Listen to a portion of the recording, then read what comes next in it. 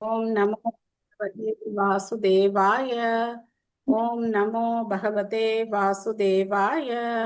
ओम नमो भगवते वासुदेवाय। नारायणं नमस्कृत्य नरं चैव नरोत्तमं देवीं सरस्वतीं व्यासं ततो जयमुदीरयेत्। नष्टप्रायेषु भद्रेषु नित्यं भागवत सेवया भगवती उत्तमश्लोके भक्तिर्भवति नैष्टुकी। निगमकल्पतरोर्गलितं फलं सुखमुखातमृतद्रवसंयुतं पिबत भागवतं रसमालयं मुहुरहो रसिका भुवि भावुकाः।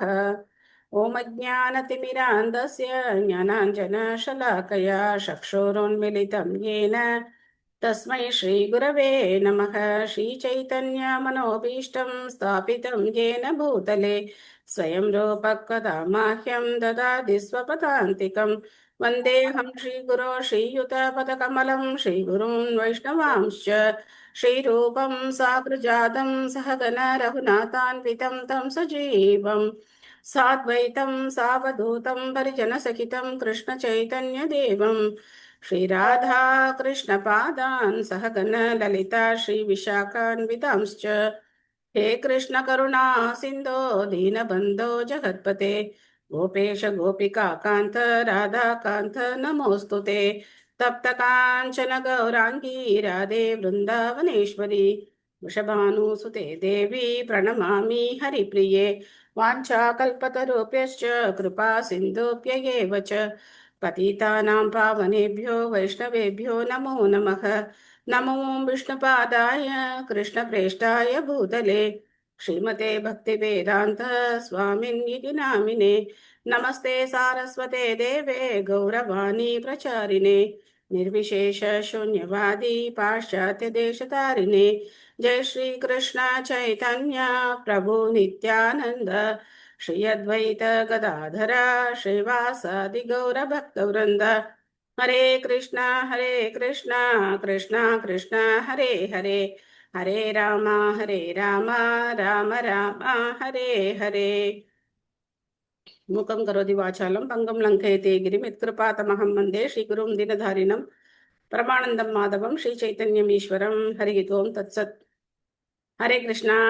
அனைவருக்கும் இனிமையான மாலை வணக்கங்கள். हरे कृष्ण माता जी। ஹரே கிருஷ்ணா. नमस्कार माता जी। माता जी नमस्कार माता जी। நமஸ்காரம். ஹரே கிருஷ்ணா. कृष्ण माता जी। नमस्कार माता जी। புதுசா யாராவது ஜாயின் பண்ணியிருக்கீங்க அப்படின்னா நீங்க படிக்கணும்னு நினைச்சீங்கன்னா ஹேண்ட் ரைஸ் பண்ணா எனக்கு தெரியும் யார்கிட்ட புக் இருக்கு, யார் படிக்க விருப்பம் இருக்கு அப்படின்னு ஹேண்ட் ரைஸ் பண்ணாதான் தெரியும்.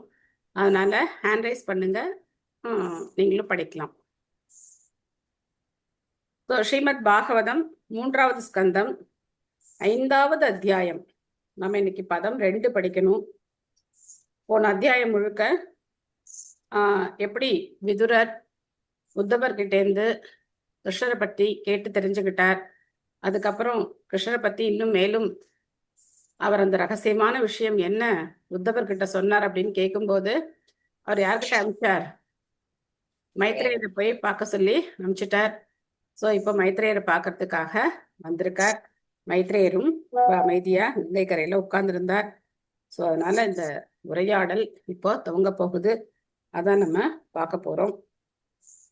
விதுர உவாச்ச சுகாய கர்மாணி கரோதி லோகோ நதைஹி சுகம் வான்யத் உபரமாம் வா பூயஸ்தத ஏவ துக்கம் யதத்ர யுக்தம் பகவான் வதேன்னஹ. மொழிபெயர்ப்பு பொருளுரை வழங்கியவர் திவத்தராச பக்தி வேதாந்த சுவாமி ஸ்ரீல பிரபுபாத் கீ ஜெய். மொழிபெயர்ப்பு. விதுரர் கூறினார், மிகச்சிறந்த முனிவரே, மகிழ்ச்சி அடையும் பொருட்டு இவ்வுலகில் உள்ள அனைவரும் பலநோக்கு கர்மங்களில் ஈடுபடுகின்றனர். ஆயினும் முழு திருப்தியையோ அல்லது துன்ப நிவர்த்தியையோ ஒருவரும் காண்பதில்லை. மாறாக இத்தகைய செயல்களால் நிலைமை இன்னும் மோசமடைகிறது. எனவே உண்மையான மகிழ்ச்சியை பெற எப்படி ஒருவர் வாழ வேண்டும் என்பதை நீங்களுக்கு கூறி அறிவுங்கள். சுகாய கர்மாணி கரோதி லோகே. சுகாய ஆரம்பிக்கிறதே எப்படி ஆரம்பிக்கிறார்? எல்லாரும் ரொம்ப சுகமா இருக்கணும்னு ஆசைப்படுறாங்க, கர்மாணி செயல்கள் செய்யறாங்க. கரோமி லோகே, இந்த உலகத்துல இருக்கிற எல்லாரும் எதுக்காக தான் காரியம் பண்றாங்க? யாராவது ஒருத்தர் நான் ரொம்ப வருத்தமா இருக்கணும், நான் எப்பவுமே கஷ்டப்பட்டுட்டு இருக்கணும் அப்படின்னு சொல்லிட்டு ஏதாவது ஒரு காரியம் பண்ணுவாங்களா? கிடையாது. எல்லாரும் நம்ம சந்தோஷமா இருக்கணும் அப்படின்னு நினைச்சு காரியம் பண்றாங்க. ஆனா அது எல்லாமே எதுலதான் போய் முடியுது? பெரிய பிரச்சனையில தான் போய் முடியுது. யாருமே சந்தோஷமா இல்லை கடைசியில. ரிசல்ட் பார்த்தோம்னா ஆப்போசிட்டா இருக்கு. சந்தோஷமா இருக்கணும்னு காரியம் பண்றாங்க, ஆனா ஆப்போசிட்டான ரிசல்ட் தான் அவங்களுக்கு கிடைக்குது. சோ அப்போ உண்மையான மகிழ்ச்சி கிடைக்கணும்னா என்ன செய்யணும்? அதை நீங்க எங்களுக்கு சொல்லுங்க. ஏன்னா மைத்ரேயர் மிகப்பெரிய ரிஷின்னு பார்த்தோம். மைத்ரேய ரிஷி வேத சாஸ்திரங்கள் எல்லாம் வல்லுனர் அப்படின்னு பார்த்தோம். அதனால அப்படி என்ன வேதங்கள்ல ஏதாவது சொல்லப்பட்டிருக்குமா அப்படிங்கிறதுனால இங்க வந்து அவர் வந்து இந்த கேள்வியை கேட்கிறார். ஸோ தடாலடியா எடுத்த உடனே என்ன கேட்கல, நான் வந்து உத்தவரை பார்த்தேன், அவர் வந்து உங்கள்கிட்ட போக சொல்லியிருக்கார், உங்கள்கிட்ட வந்து கிருஷ்ணரை பத்தி சொல்ல கேட்டுக்க சொல்லியிருக்கார், அதனால சொல்லுங்க அப்படிலாம் வந்து சொல்லலை. சச் எ ஹம்பிள் அண்ட் அந்த இன்டென்ஷன் எப்படி இருக்கு? எல்லாருடைய நன்மைக்காகவும் நம்முடைய லோகக்ஷேமத்துக்காக இந்த மாதிரி மக்கள் கஷ்டப்படுறாங்களே, ஸோ அவங்களுக்கு என்ன நன்மை, ஏதாவது ஒரு நல்ல விஷயம், அவங்க சந்தோஷமா இருக்கிறதுக்கு ஏதாவது வழி இருக்கா சொல்லுங்க அப்படின்னு சொல்லி வந்து ரொம்ப பணிவோட கேட்கிறார். ஹேமலதா மாதாஜி படிக்கிறீங்களா? ஹரே கிருஷ்ணா மாதாஜி, படிக்கிறேன் மாதாஜி. ம்.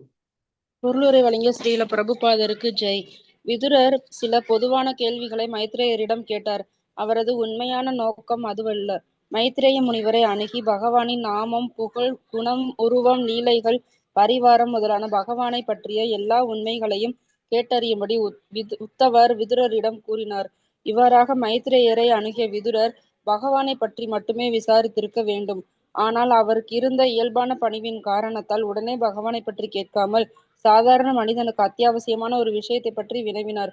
சாதாரண மனிதனால் பகவானை புரிந்து கொள்ள முடியாது. மாயா சக்தியின் கட்டுப்பாட்டில் உள்ள தன் வாழ்வின் உண்மை நிலையை முதலில் அவன் தெரிந்து கொள்ள வேண்டும். பலன் நோக்கு கர்மங்களால் மட்டுமே தன்னால் மகிழ்ச்சி பெற முடியும் என்று மாயைக்குட்பட்டவன் நினைக்கிறான். ஆனால் நடப்பது என்னவென்றால், ஒருவன் வாழ்வு பிரச்சனைகளுக்கு தீர்வு காணாமல் செயல் விளைவுகளின் வலையில் இன்னும் அதிகமாக சிக்கிக் கொள்கிறான். இது சம்பந்தமான நல்ல பாடல் ஒன்றுள்ளது. வாழ்வில் எல்லா சுகபோகங்களையும் பெற வேண்டும் என்ற பேராசையினால் இந்த வீட்டை நான் கட்டினேன். ஆனால் என் துரதிர்ஷ்டத்தினால் எதிர்பாராத விதமாக வீடு தீக்கிரையாகி விட்டதால் என் திட்டம் சாம்பலாகி விட்டது. இயற்கை சட்டமும் இதை போன்றதுதான். ஜட உலகில் திட்டங்களை தீட்டுவதன் மூலமாக மகிழ்ச்சியை பெற அனைவரும் முயல்கின்றனர். ஆனால் கொடூரமான இயற்கை சட்டம் ஒருவனது திட்டங்களுக்கு தீ வைத்து விடுகிறது. பலனை எதிர்பார்த்து செயற்படுபவன் தான் போட்ட திட்டங்களில் மகிழ்ச்சி அடைவதும் இல்லை, மகிழ்ச்சி அடைய வேண்டும் என்ற தனது தொடர்ந்த ஆசையில் திருப்தி அடைவதும் இல்லை. ஹரே கிருஷ்ணா மாதாஜி. தேங்க்யூ மாதாஜி. ஹரே கிருஷ்ணன். ஸோ மாயைக்கு 2 விதமான சக்திகள் இருக்கு அப்படின்னு நம்ம வந்து 2வது காண்டத்துல பார்த்தோம். ஒரு பொருளுரையில பிரபுபா சொல்லியிருந்தார். மாயைக்கு வந்து நம்மளை மூடக்கூடிய சக்தி, அப்புறம் தூக்கி வீசக்கூடிய சக்தி இருக்கு. ஸோ இந்த ஆவரணாத்மிகா எனர்ஜி, இந்த ஆவரணாத்மிகா சக்தியினால மாயை நம்மளை வந்து மூடிடுது. மூடி என்ன நினைக்க வைக்குது? இன்னைக்கு இது பிரச்சனையா இருக்கு, நாளைக்கு நான் சந்தோஷமா இருப்பேன். இன்னைக்கு எனக்கு இந்த பிரச்சனை இருக்கு, ஆனா இந்த பிரச்சனை சரியாயிடுச்சுன்னா நான் சந்தோஷமா இருப்பேன் அப்படின்னே நம்மளை வந்து கொண்டு போயிட்டே இருக்கு. ஆனா என்னைக்குமே நம்ம உண்மையான சந்தோஷத்தை பார்த்ததே கிடையாது. அந்த உண்மையான சந்தோஷம்னா அந்த அனுபவமே நமக்கு கிடையாது. அப்படியே போயிட்டே இருக்கு.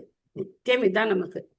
ஸோ குழந்தை பிறந்ததுலேருந்து சொல்ல ஆரம்பிக்கிறோம். இப்போ வந்து கை குழந்தையா இருக்கு, கொஞ்சம் நடக்கலாம் ஆரம்பிச்சிருச்சுன்னா உனக்கு பிரச்சனை இருக்காது, கொஞ்சம் அப்புறம் அப்படின்னு சொல்லுவோம். அப்புறம் ஸ்கூலுக்கு போயிடுச்சுன்னா ஒண்ணுமே கஷ்டம் இருக்காது அப்படின்னு சொல்லுவோம். இப்பெல்லாம் ஸ்கூல்ல கொண்டு போய் விட்டுட்டாக்க அப்பா அம்மா தான் எல்லா ஹோம்ஒர்க்கு, அவங்களுக்கு ஏகப்பட்ட வீட்டில் ஒர்க்கு கொடுத்துட்றாங்க, நீங்க இதெல்லாம் பண்ணணும் அப்படின்னு. என் பொண்ணு அடிக்கடி சொல்லுவா, நான் ஸ்கூல்ல பண்ணாததெல்லாம் இப்போ பண்ணிட்டு இருக்கேன் இவங்களுக்காக அப்படின்னு சொல்லிக்கிட்டே இருப்பா. ஸோ அந்த மாதிரி நம்ம வாழ்க்கையில பிரச்சனைகள் என்னைக்குமே ஓய போறதே கிடையாது. தொடர்ந்து பிரச்சனைகளை சந்திச்சுக்கிட்டே தான் இருக்கோம் நம்ம. ஆனாலும் என்ன நினைக்கிறோம், நாளைக்கு நம்ம சந்தோஷமா இருப்போம், நாளைக்கு நம்ம சந்தோஷமா இருப்போம் அப்படின்னு நினைக்கணும். அதான் மாயையினுடைய அந்த நம்மளை மூடுற அந்த சக்தி. சாதாரண மனுஷனுக்கு மாதிரி அவனால வந்து பகவானை புரிஞ்சுக்க முடியாது. அதனால அவன் தன் சொந்த திட்டங்களை தீட்டுறான். அது அவனுக்கு என்னைக்குமே மகிழ்ச்சியை கொடுத்தது கிடையாது. இல்லைன்னா இந்த உலகம் அப்படியே சந்தோஷமாலாம் இருக்கணும். அடுத்த ஸ்லோகம் ரொம்ப முக்கியமான ஸ்லோகம். யாராவது ஸ்லோகம் படிக்கணும்னு நினைச்சீங்கன்னா அந்த ஸ்லோகம் படிக்கலாம். जनस्य कृष्णात् विमुखस्य दैवात् अधर्मशीलस्य सुदुःखितस्य अनुग्रहायेह सरन्ति नूनं भूतानि भव्यानि जनार्दनस्य. யாராவது ஸ்லோகம் படிக்கணும்னு நினைச்சீங்கன்னா படிக்கலாம். படிக்கவாங்க மாதாஜி. ஆ, यस्य कृष्णातिमुखस्य दैवात् अधर्मशीलस्य शुदुष्कितस्य अनुग्रहायेः शरण्यनूनां भूतानि भव्यानि जनार्दनस्य. தேங்க்யூ மாதாஜி. அனுகிரகாயேன சரந்தி நூனம். ஓகே, हरे कृष्ण माताजी. ஹரே கிருஷ்ணா. जनस्य कृष्णात् विमुखस्य दैवात् अधर्मशीलस्य सुदुःखितस्य अनुग्रहायेह सरन्ति नूनं भूतानि भव्यानि जनार्दनस्य. हरे कृष्ण. ஹரே கிருஷ்ணா. தேங்க்யூ மாதாஜி. வேற யாராவது படிக்கிறீங்களா? हरे कृष्ण माताजी ना पढ़ी படிங்க மாதாஜி. जनस्य कृष्णात् विमुखस्य दैवात् अधर्मशीलस्य सुदुःखितस्य अनुग्रहायेह चरन्ति नूनं भूतानि भव्यानि जनार्दनस्य. हरे தேங்க்யூ कृष्ण. மாதாஜி. சோ ஒரு ஆன்மீக हरे குருட்ட कृष्ण போகும். माताजी. சொல்லுங்க பிரபு. படிக்கிறேன். படிங்க. प्रभुपादा की जय. जनस्य कृष्णात् विमुखस्य दैवात् अधर्मशीलस्य सुदुःखितस्य अनुग्रहायेह शरन्ति नूनं भूतानि भव्यानि जनार्दनस्य. हरे कृष्ण தேங்க்யூ பிரபு. माताजी. प्रभुपादा की जय. சோ ஆன்மீக குருவை எப்படி புகழணும்? இவ்வளவு அழகா புகழ்ந்து சொல்ற. மக்கள் எப்படி இருக்காங்களா? ஜனஸ்ய கிருஷ்ணாத் விமுகஸ்ய தெய்வாத். பகவானை நோக்கி இப்படி ஆப்போசிட்டா திரும்பிக்கிட்டு இருக்காங்களாம். பகவானை நோக்கி இப்படி திரும்பல, இந்த பக்கம் எதிர்பக்கமா திரும்பிக்கிட்டு இருக்காங்களாம். அதர்மசீலஸ்ய சுதுக்கிதஸ்ய. எது எது செய்யறதுல ரொம்ப எக்ஸ்பர்ட்டா இருக்காங்களாம், ரொம்ப திறமைசாலிகளா. அதர்மங்களை செய்யறதுல, அதர்ம வழியில போறதுல ரொம்ப எக்ஸ்பர்டைஸா இருக்காங்களாம். அப்போ அவங்க இந்த கஷ்டப்பட்டுக்கிட்டே இருக்காங்க. அப்போ இந்த மாதிரி ஆச்சாரியர்கள் என்ன பண்றாங்க? அனுகிரகாயேக சரந்தி நூனம். நூனம் அப்படின்னா நடக்கிறது, போயிட்டு வருதுன்னு அர்த்தம். எதுக்காக இந்த உலகத்துல அவங்க ஆச்சாரியர்கள் நடமாடுறாங்களாம்? அனுகிரகாயேன, அவங்களுக்கு அனுகிரகம் செய்யறதுக்காகவே, நம்மள மாதிரி இருக்கிறவங்களுக்கு அனுகிரகம் செய்யறதுக்காகத்தான் ஆச்சாரியர்கள் இந்த உலகத்துல நடமாடுறாங்களாம். பூதானி பவ்யானி ஜனார்தனஸ்ய. ஜனார்தனா அப்படின்னா ஜனங்களை காப்பவர், பகவான். அப்போ இவங்கதான் யாரு? பவ்யானி, பொதுமக்களுக்கு சேவை செய்யறவங்க.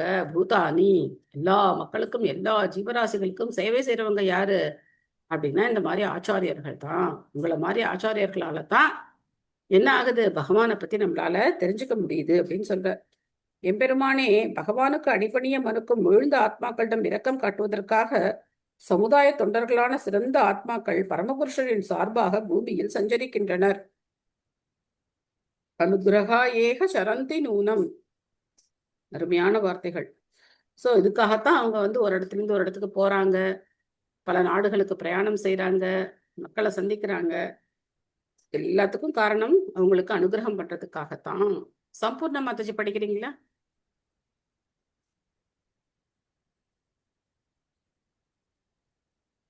விமலா தேவி மாதாஜி படிங்க. ஹரே கிருஷ்ண மாதாஜி. ஹரே கிருஷ்ணா. ஸ்ரீல பிரபுபாதருக்கு ஜெய். பகவானின் விருப்பங்களுக்கு கீழ்ப்படிவதுதான் ஜீவராசிகளின் இயற்கையான நிலை. ஆனால் கடந்த கால பாவ செயல்களின் காரணத்தால் ஜீவராசி பகவானுக்கு கீழ்ப்படிய மறுத்து பௌதீக வாழ்வின் எல்லா துன்பங்களையும் அனுபவிக்கிறான்.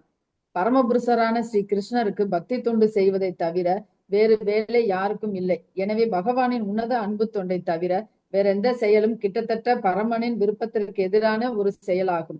பலநோக்கு கர்மம், கற்பனையான தத்துவம் மற்றும் தியான மார்க்கம் ஆகிய அனைத்தும் கிட்டத்தட்ட பகவானுக்கு அடிபணிய மறுக்கும் சுபாவங்களே. இத்தகைய விரோதமான செயல்களில் ஈடுபட்டுள்ள எந்த ஜீவராசியும் பகவானின் உத்தரவுப்படி செயற்படும் சட இயற்கை சட்டங்களால் தண்டிக்கப்பட வேண்டியவன் ஆவான். பகவானின் தூய பக்தர்கள் இழிவடைந்த ஆத்மாக்களிடம் இரக்கம் கொண்டிருப்பதால் அவர்களை பரமபதம் அடைய செய்வதற்காக பகவானை பற்றிய செய்தியை எடுத்துக்கொண்டு உலகம் முழுவதிலும் பிரயாணம் செய்கின்றனர். எனவே புறசக்தியின் வசியத்தால் தடுமாற்றம் அடைந்துள்ள சாதாரண மனிதன் இத்தகைய தூய பக்தர்களின் சவகாசத்தை தேடிக்கொள்ள வேண்டும். ஹரே கிருஷ்ணா. நன்றி மாதாஜி. ஹரே கிருஷ்ணா. தேங்க்யூ மாதாஜி. ஸோ இதுல போன பொருளுரையிலையும் இயற்கை சட்டங்கள், இந்த பொருளுரையும் இயற்கை சட்டங்கள் அப்படின்னு குறிப்பிடப்பட்டிருக்கு. இயற்கை சட்டங்கள்னா என்ன நம்ம தெரிஞ்சுக்கணும். ஜட இயற்கையுடைய சட்டங்களை யார் இயற்றி இருக்கா அப்படின்னா கிருஷ்ணர் தான். எப்படி ஒரு நாட்டுடைய சட்டம் இருக்கோ அந்த மாதிரி இந்த பிரபஞ்சத்துக்கு ஒரு சட்டம் இருக்கு. அந்த சட்டத்தை ஏற்றி இருக்கிறவர் பகவான் ஸ்ரீ கிருஷ்ணர். ஸோ அந்த சட்டத்தை யார் செயல்படுத்துறாங்கன்னா தேவர்கள். தேவர்கள் தான் இந்த ஜட இயற்கையை கட்டுப்படுத்துறாங்க இல்லையா? ஒவ்வொரு நம்ம 16 மூலப்பொருட்கள்ல பாக்குறோம், பஞ்சபூதங்கள் எல்லாம் இருக்கு. ஒவ்வொருத்தருக்கும் ஒவ்வொரு தேவர் இருக்காங்க இல்லையா? சூரியன்னா சூரிய தேவர், நமக்கு வெளிச்சத்துக்கு அவர் இருக்கார். காற்றுக்கு வருண பகவான் இருக்கார். காற்றுக்கு வாயு பகவான் இருக்கார். தண்ணிக்கு வருண பகவான் இருக்கார். இந்த மாதிரி ஒவ்வொரு பஞ்சபூதங்களுக்கும் ஒவ்வொருத்தர் இருக்காங்க இல்லையா? ஸோ இந்த மாதிரி ஒவ்வொரு தேவர்களும் என்ன பண்றாங்க, நம்மள கட்டுப்படுத்துறாங்க. இதான் ஜட இயற்கையின் சட்டங்கள் அப்படின்னு சொல்றது. ஏதோ ஜட இயற்கையின் சட்டங்கள் அப்படின்னா அப்போ கிருஷ்ணருக்கு இதுக்கு தொடர்பு கிடையாது நம்ம நினைச்சக்கூடாது. இந்த சட்டங்களை ஏற்றி இருக்கிறது யாரு? கிருஷ்ணர். ஸோ அதனால அவங்க அந்த இயற்கையுடைய சட்டத்தினால தண்டிக்கப்படுவார்கள். இங்க பார்த்தோம் அப்படின்னாக்க பிரபுபா சொல்றார், பலநோக்கு கருமம், கற்பனையான தத்துவம் மற்றும் தியான மார்க்கம் ஆகிய அனைத்தும் கிட்டத்தட்ட பகவானுக்கு அடிபணிய மறுக்கும் சுபாவங்களே. இதுக்கு என்ன அர்த்தம் அப்படின்னாக்க சாஸ்திரங்கள்ல கொடுக்கப்பட்டிருக்கு, வேதங்கள்ல கொடுக்கப்பட்டிருக்கு. பலநோக்கு கர்மம்லாம் வேதங்கள்ல கொடுக்கப்பட்டிருக்கு. ஃபுல்லா கர்மகாண்டம் தான். வேதம் ஃபுல்லா என்ன இருக்கு? கர்மகாண்டம் தான் இருக்கு. அப்ப ஏன் அது பகவானுக்கு அடிப்படையை மறுக்கிறாங்க அப்படின்னு எதுக்காக பிரபுபா சொல்றார் அப்படின்னா, வேதங்களுடைய நோக்கம் அது கிடையாது. வேதங்களுடைய நோக்கம் நாம பகவானுக்கு பக்தி தொண்டு செய்யணுங்கிறது தான் வேதங்களுடைய நோக்கம். ஸோ அதனால கர்மகாண்டியா இருக்கிறதுலையோ, இல்லை ஞான மார்க்கத்தை தேடி போறதுலையோ, இல்லை தியான மார்க்கத்தை தேடி நான் யோக சித்திகள்லாம் அடைஞ்சு நான் தான் கடவுள் நினைக்கிறதுலையோ நம்ம என்ன செய்யறோம்? பகவானுக்கு எதிராக செயல்படுறோம். ஸோ அதை நம்ம புரிஞ்சுக்கணும். அதனால ஒரு தூய பக்தருடைய வழிகாட்டுதல்ல தேடி போகணுமா? தேடி நம்ம போகணுமா? ஆனா கலியுகம் இல்லையா, எல்லாம் உள்டாயிடுச்சு. நம்மளை தேடி பக்தர்கள் விதவிதமா பண்ணி இப்ப பஜன் கிளப்பிங்னு பண்றாங்க. பஜன் கிளப்பிங்னு பண்றது ரொம்ப நல்ல யூத் கிட்ட கொண்டு போய் அது யூத் ரீச் ஆகுது. நிறைய பேர் ஹரே கிருஷ்ண மந்திரம் பாடி ஆடுறாங்க. சென்னையில நடந்திருக்கு. இன்னொரு இடத்துல முதல்ல இவங்க பண்ணாங்க போல இருக்கு, ஆந்திரால பண்ணியிருக்காங்க, அதுக்கப்புறம் சென்னையில பண்ணியிருக்காங்க. ஸோ நிறைய யூத் அதனால அட்ராக்ட் ஆகி ஹரே கிருஷ்ண மந்திரத்தை பாடுறாங்க. தத் சாது வர்யாதிசவத்மஜம் நக சம்ராதிதோ பகவான் ஏன பும்சாம் ஹிருதிஸ்திதோ யச்சதி பக்தி பூதே ஞானம் ச தத்வாதிகமம் புராணம். எனவே மாமுனிவரே, பகவானின் உன்னதமான பக்தி தொண்டை பற்றி எனக்கு உபதேசிக்க வேண்டுகிறேன். இதனால் பகவான் திருப்தி அடைந்து பக்தி தொண்டு முறையினால் தூய்மை அடைந்துள்ளவர்களுக்கு மட்டுமே உபதேசிக்க வேண்டும் என்ற வேத கொள்கைகள் ஏற்ப எல்லோருடைய இதயத்திலும் உள்ள பகவான் என் இதயத்தில் இருந்து கொண்டே பரமசத்தியத்தை பற்றிய அறிவை புகட்டட்டும். பகவத்கீதையில கடைசியில பகவான் சொல்ற, யாருக்கு என் மேல நம்பிக்கை இருக்கோ, யார் பக்தியை பயிற்சி பண்றாங்களோ அவங்களுக்கு இடையில தான் இது பேசப்படணும் அப்படின்னு சொல்றார். ஸோ விதுரர் தன்னை ரொம்ப ஹம்பிளா இங்க வச்சுக்கிறார். வச்சுக்கிட்டு அவர் சொல்றார், இந்த மாதிரி எனக்கு பகவான் இதயத்துல இருக்கார், எல்லார் இதயத்திலையும் இருக்கார். ஸோ அந்த பகவானே எனக்கு இந்த பரமசத்தியத்தை உணர்த்தட்டும். நீங்க எனக்கு அதை பத்தி கொஞ்சம் சொல்லுங்க, பகவானை பத்தி சொல்லுங்க அப்படின்னு சொல்லி ரொம்ப ஹம்பிளா, ரொம்ப ஒரு வினயமா கேட்கிறார். இவ்வளவு தன்மையா கேட்கிறார். ஸோ நிறைய பேர் கொஞ்சம் பேர் எனக்கு ஃபோன் பண்ணி என்ன சொல்றாங்க அப்படின்னாக்க, நான் அட்வான்ஸ் கோர்ஸ்லாம் முடிச்சிருக்கேன், நான் அதெல்லாம் முடிச்சிருக்கேன், இதெல்லாம் முடிச்சிருக்கேன், உங்க குரூப்ல நான் ஜாயின் பண்ணலாமா? எனக்கு சிரிப்பு தான் வரும். என்ன அட்வான்ஸ்டு கோர்ஸ்? பக்தியில எங்க வந்தது? இதெல்லாம் எதுக்காக? ப்ரீச்சிங்காக பண்றாங்க. ப்ரீச்சிங்காக மக்களை பொதுவா இந்த மாதிரி எல்லாம் சொன்னா கொஞ்சம் ஆர்வமா ஜாயின் பண்ணுவாங்க அப்படிங்கிறதுனால அந்த மாதிரி எல்லாம் ஒரு டெக்னிக்கல் வேர்ட்ஸ் எல்லாம் வச்சு கடைசியில என்ன நம்ம சொல்லித்தர போறோம்? பகவத்கீதையும் பாகவதமும் நம்ம பணிவா இருக்கணும், நம்ம நாம ஜபம் பண்ணணும், இதான் நம்ம சொல்ல போறோம். பட் அதை விதவிதமான பெயர்கள்ல சொல்லும் போது சில பேருக்கு சில இதெல்லாம் பிடிச்சிருக்கு, அதனால அந்த மாதிரிலாம் பண்றாங்க. ஆனா ஒரு பக்தர்கள்ட்ட வரும்போது எப்படி பேசணும் அப்படிங்கறது அவங்களுக்கு அந்த வினயம் தெரியறது கிடையாது. ஸோ நான் அப்படி முடிச்சிருக்கேன், இப்படி முடிச்சிருக்கேன், நீங்கெல்லாம் எப்படி சொல்லி கொடுப்பீங்க அப்படிங்குவா. நான் எனக்கு தெரிஞ்சதான் நான் சொல்ல முடியும். நீங்க என்ன அட்வான்ஸா இருக்கீங்கன்னு எனக்கு தெரியாது. நான் அட்வான்ஸ் எல்லாம் கிடையாது. எனக்கு என்ன தெரியுமோ அதை தான் நான் சொல்ல முடியும். ஆனா பயிற்சி பண்ணிக்கிட்டே இருக்கோம். நாமெல்லாம் வந்து ஒரு ஒரு குறிப்பிட்ட காலமா பயிற்சி பண்ணிக்கிட்டே இருக்கோம். அவ்வளவுதான் நமக்கு. வேற எந்த பெரிய தகுதியெல்லாம் ஒண்ணும் கிடையாது. குருமாரா சொல்றார், பிரச்சாரம் பண்ணணும் அப்படின்னு சொல்றார். ஸோ நம்மளால என்ன முடியுமோ அந்த பிரச்சாரத்தை நம்ம பண்ணிக்கிட்டே இருக்கோம். ஸோ ஒரு பக்தர்கள்ட்ட பேசும்போது நம்ம வந்து கொஞ்சம் என்ன இருக்கணும் அப்படின்னாக்க, அந்த பணிவு நம்ம கொஞ்சம் இருக்கணும். ஸோ அது இந்த காலத்துல அது ரொம்ப எதிர்பார்க்க முடியாத ஒரு விஷயமா போயிட்டே இருக்கு. அதான் வருத்தமா இருக்கும்.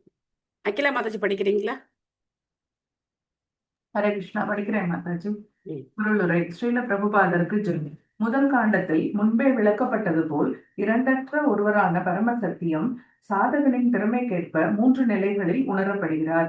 தூய பகவத் பக்தர் மிக திறமை வாய்ந்த ஆன்மீகி ஆவார். இவரிடம் பலநோக்கு கர்மம் அல்லது தத்துவ கற்பனை ஆகியவற்றின் களங்கம் சிறிதும் இல்லை. பக்தி தொண்டினால் மட்டுமே கர்மம், ஞானம் மற்றும் யோகம் போன்ற எல்லா பௌதிக திரைகளிலிருந்தும் ஒருவரது இதயம் முற்றிலும் தூய்மை அடைகிறது. இவ்வாறு தூய்மை அடைந்த நிலையில் உள்ள பக்தனுக்கு மட்டுமே பகவான் அவனுடைய இதயத்தில் இருந்து கொண்டு பரமபதத்தை அடைவதற்குரிய உபதேசத்தை அவனுக்கு அளிக்கிறார். இதை பகவத்கீதை 10.10 உறுதி செய்கிறது. தேஷாம் சதத யுக்தானாம் பஜதாம். பக்தனின் பக்தி தொண்டில் திருப்தி அடையும் பொழுதுதான் பகவான் பக்தனுக்கு அறிவை புகட்டுகிறார். இவ்வாறுதான் அர்ஜுனனும் உத்தவரும் அறிவை பெற்றனர். ஞானிகளும் யோகிகளும் கர்மிகளும் பகவானின் இந்த நேரடியான உதவியை எதிர்பார்க்க முடியாது. அவர்களால் உன்னத அன்பு தொண்டின் மூலமாக பகவானை திருப்திப்படுத்த முடியவில்லை. இத்தகைய பகவத் தொண்டில் அவர்களுக்கு நம்பிக்கையும் இல்லை. வைதிக் பக்தி முறை, அதாவது வரையறுக்கப்பட்ட சட்டத்திட்டங்களை பின்பற்றி செய்யப்படும் பக்தி தொண்டு முறை வேத சாஸ்திரங்களால் நிர்ணயிக்கப்பட்டதும் சிறந்த ஆச்சாரியர்களால் உறுதிப்படுத்தப்பட்டதும் ஆகும். இப்பயிற்சியானது ராகபக்தி நிலையில் பகவான் சைத்திய குருவாக உள்ளிருந்து பக்தனுக்கு வழிகாட்டுகிறார். பக்தர்களை தவிர மற்ற எல்லா ஆன்மீகிகளும் தனிப்பட்ட ஆத்மாவிற்கும் பரமாத்மாவிற்கும் இடையில் வேறுபாட்டை காண்பதில்லை.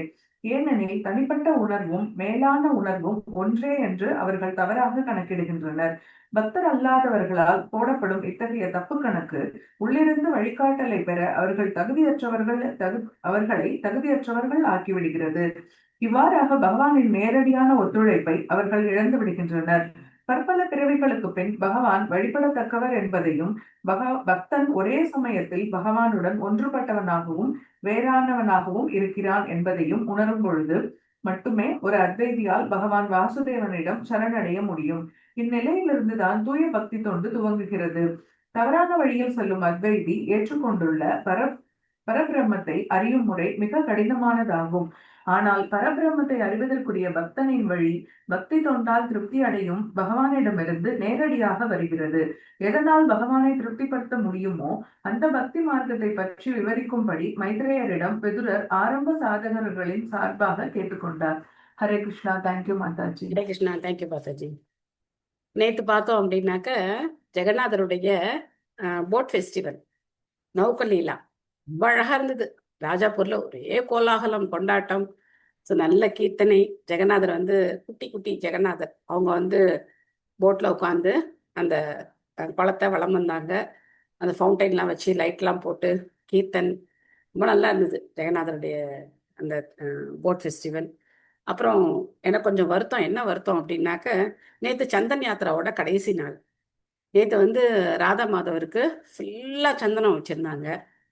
ஸோ அது ஃபோட்டோ எடுத்து என்னால் வந்து என்ன பண்ண முடியல, இதில் போட முடியல. ஏன்னா எனக்கு காலம்பரை கிளாஸ் இருந்ததுனால நான் வந்து காலம்பரை அந்த கீதையின் பாதையில் அந்த கிளாஸ் முடிச்சுட்டு அதுக்கப்புறம் வீட்டில் வேலையெல்லாம் முடிச்சுட்டு நான் வந்து 10 மணிக்கு தான் கோவிலுக்கு போனேன்.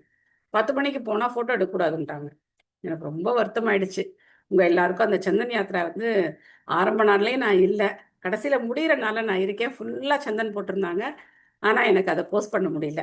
ஆனால் அகிலா மாதாஜி வந்து இன்னைக்கு அந்த இதை வந்து திருப்திப்பட்டாங்க. அவங்க வந்து ஃபுல்லாக கிருஷ்ண சந்தன் ப்ளூ கலர் அது போட்டு இன்னைக்கு வந்து போட்டிருந்தாங்க, போஸ்ட் போட்டிருந்தாங்க. ரொம்ப அழகாக இருந்தது கிருஷ்ணருடைய அந்த அலங்காரம். ஸோ எல்லாரும் அந்த சந்தன் யாத்திராவை தரிசிருப்பீங்க அப்படின்னு சொல்லி நினைக்கிறேன். இதுதான் வந்து அன்பு தொண்டு, பகவானுக்கு செய்யக்கூடிய அன்பு தொண்டு. சந்தனம் அரைன்னு அரைக்கிறாங்க எல்லாரும். இப்படி அரைக்கிறாங்க சந்தனம் அரைச்சு பகவானுக்கு. அது அவ்வளோ ஈஸியாக அரைக்கலாம் முடியாது. நம்ம சட்னி அரைக்கிற மாதிரிலாம் டக்கு டக்குன்னு சந்தனம் அரைக்க முடியாது. யாராவது சந்தனம் அரைச்சிருக்கீங்களா? சந்தனம் அரைச்ச அனுபவம் யாருக்காவது இருக்கா? இருக்கு மாதாஜி.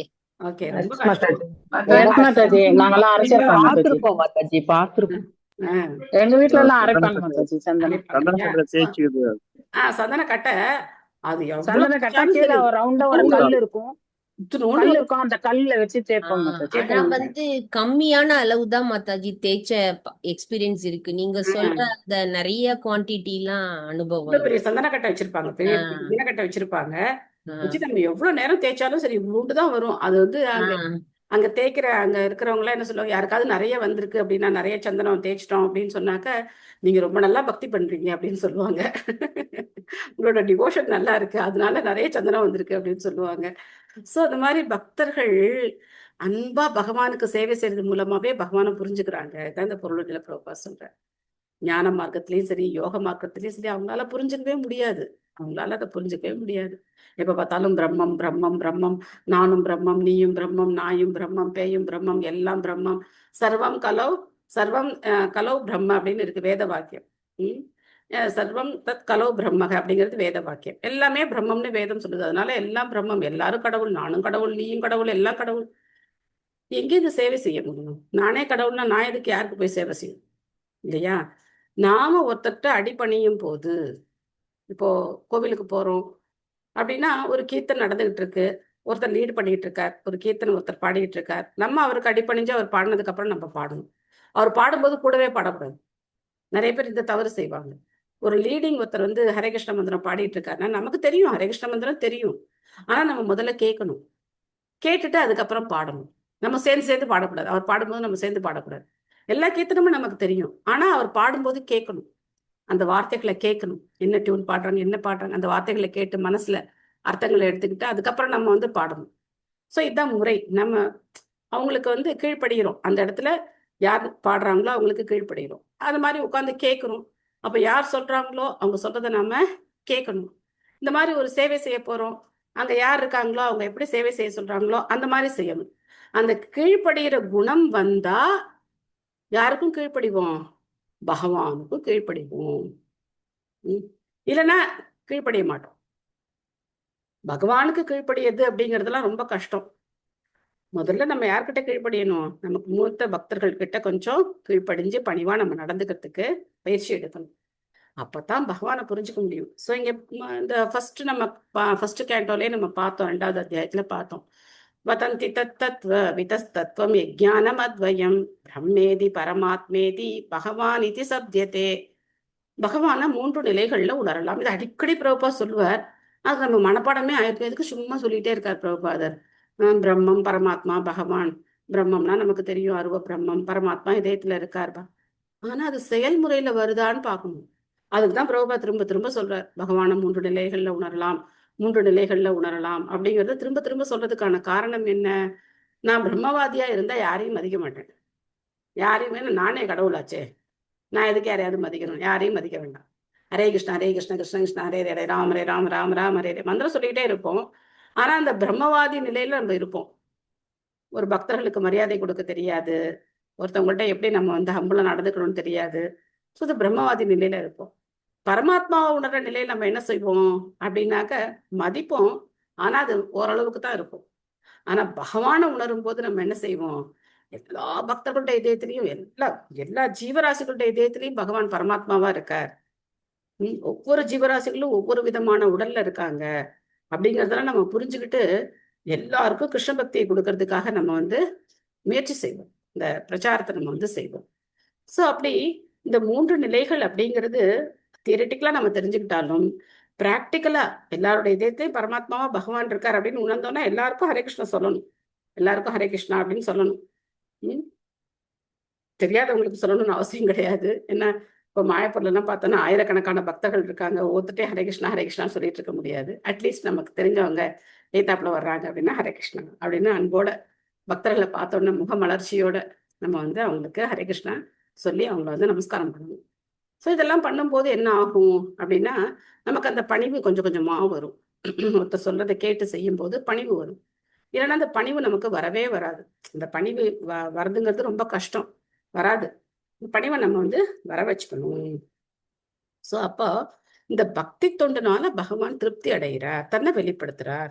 தேஷாம் சதத யுக்தானாம் பஜதாம் பிரீத்தி பூர்வகம் ததாமி புத்தி யோகம் தம் ஏனமாம் உபயாந்தித்தே அப்படின்னு சொல்றார்.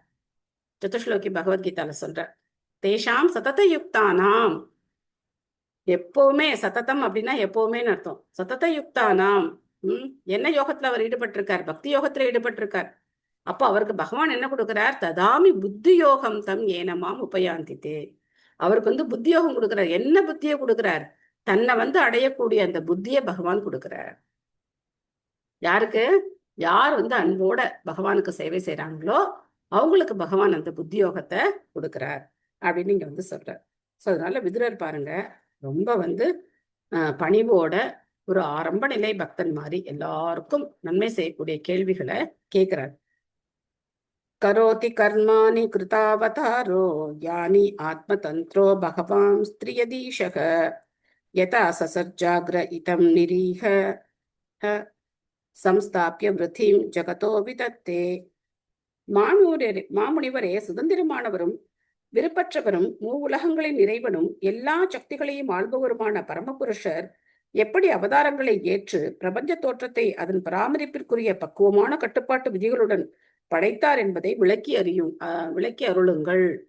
திரும்ப படைப்பு சம்பந்தமான கேள்விகள் கேட்கப்படுகின்றன. ஏற்கனவே 2வது காண்டத்துல நம்ம நிறைய படைப்பு சம்பந்தமா பார்த்தோம். இப்ப என்ன பண்றார்? விதுரரும் படைப்பு சம்பந்தமான கேள்விகளை கேட்கிறார். மல்லிகா மாதாஜி படிக்கிறீங்களா?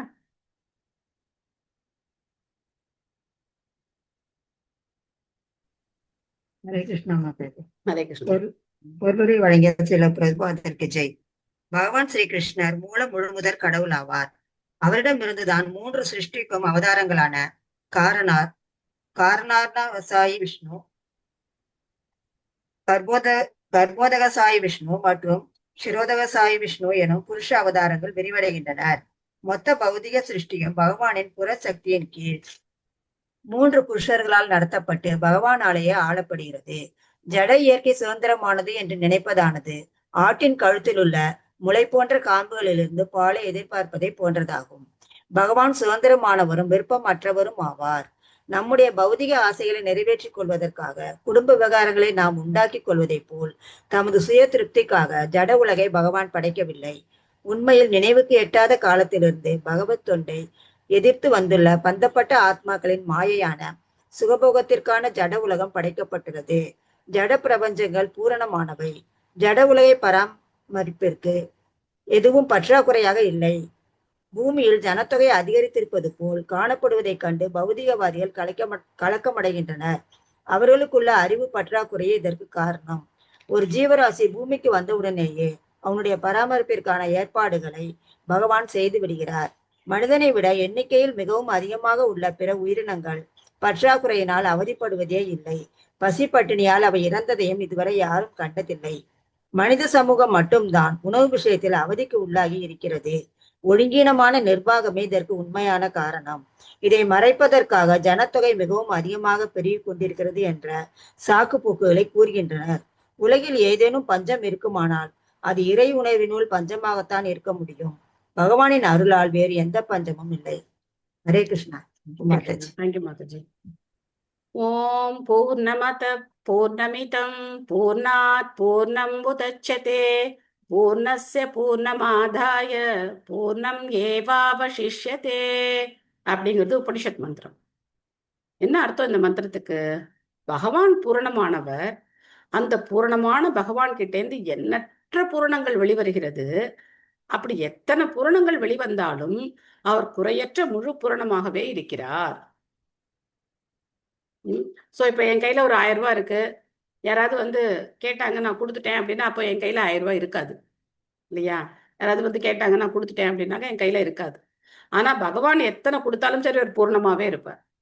அந்த மாதிரி அவர் படைச்சிருக்கிறது எல்லாமே பூர்ணமானது. நம்ம யாரும் சூரியனுக்கு வந்து டெய்லி சார்ஜ் போடுறது கிடையாது. மழைக்கு நம்ம எதுவும் பண்ணுறது கிடையாது.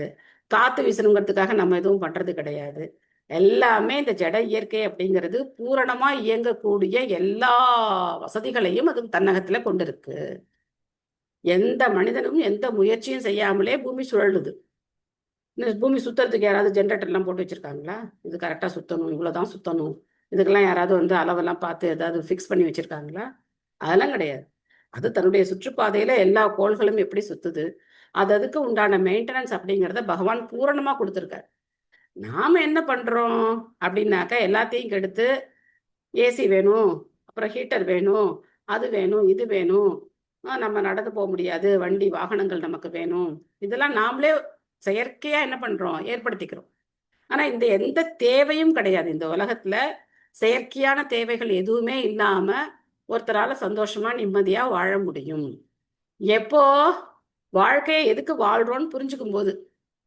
அதனாலதான் அந்த காலத்துல ரிஷி முனிவர்கள்லாம் எப்படி இருந்தாங்க, அப்படி வந்து காட்டுலயோ மேட்லயோ அவங்க பாட்டுக்கு வந்து பகவானை தியானம் பண்ணிட்டு கிடைக்கிற கிழங்கு பழத்தையும் சாப்பிட்டு நிம்மதியா இருந்தாங்க.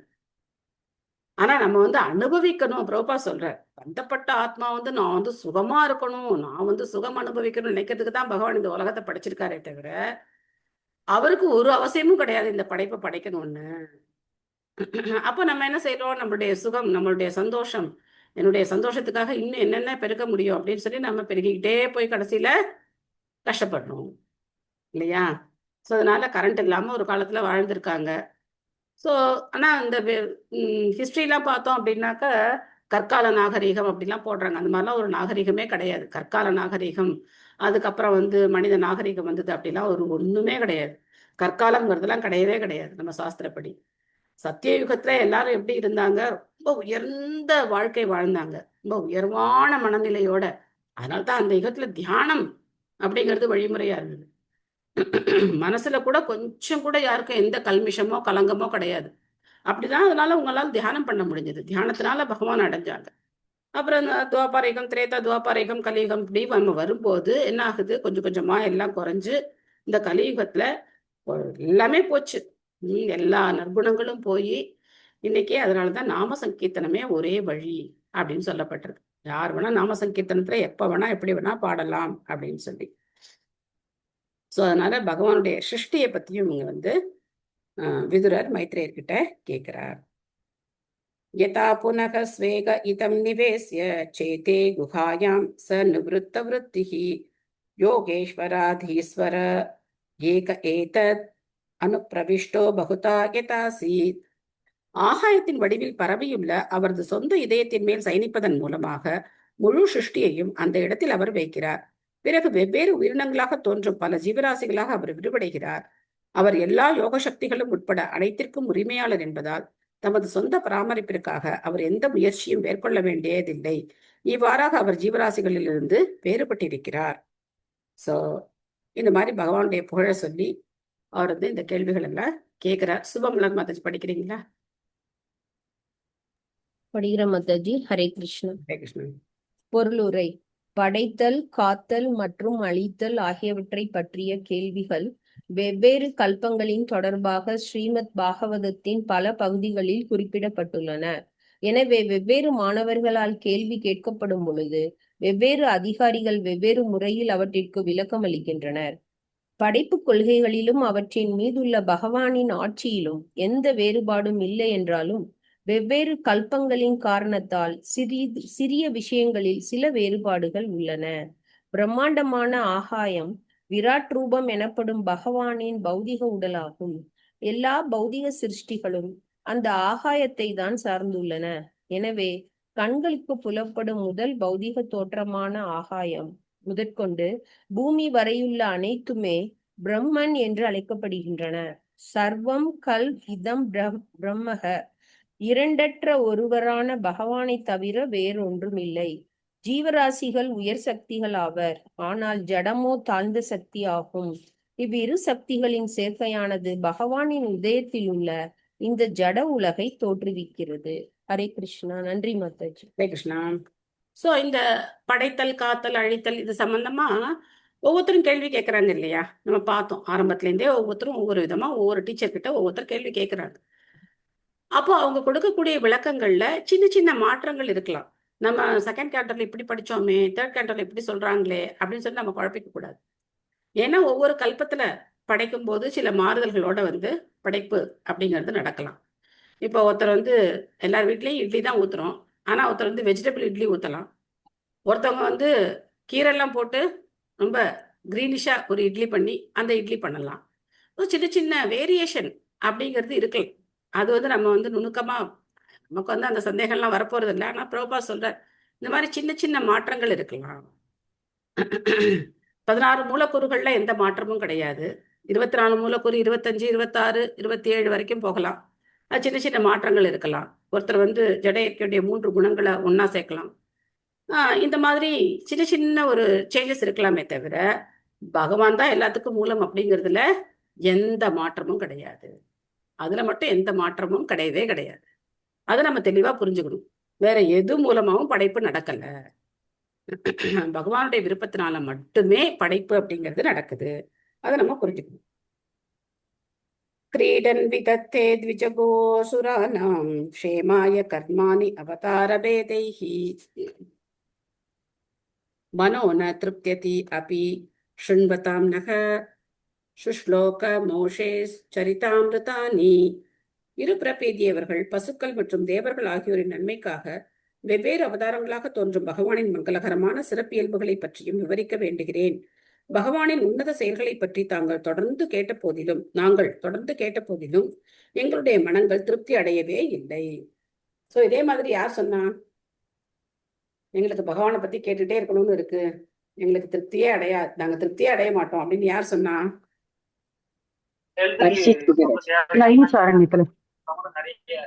நைமிஷாரண்ய முனிவர்கள் சொன்னாங்க. யார் இந்த பதில் சொன்னீங்க? ஓகே ஓகே, தேங்க்யூ மாதாஜி. மாதாஜிக்கெல்லாம் ஒரு தடவை கிளாப் பண்ணலாம். நல்ல ஞாபகம் செஞ்சு மாதாஜி.